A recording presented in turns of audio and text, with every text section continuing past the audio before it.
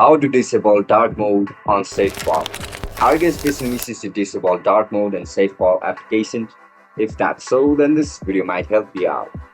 To disable dark mode and SafePal, open the SafePal application on your mobile device. Once you open the app, tap on your profile icon or go to settings from the home screen. Once you enter the settings, scroll down and look for theme or appearance. After you click on appearance, you can see two options, dark mode and light mode. Follow the system. To turn off dark mode, just simply turn on light mode on your app. The app will immediately switch to a brighter look with a white background. It's better for better visibility in bright environments, for you just prefer a clean light interface. And if you are not sure how to complete any of these steps, make sure to check out our other videos in this channel for full guidance.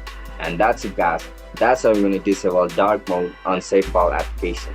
I'll catch you up in the next one. Bye bye.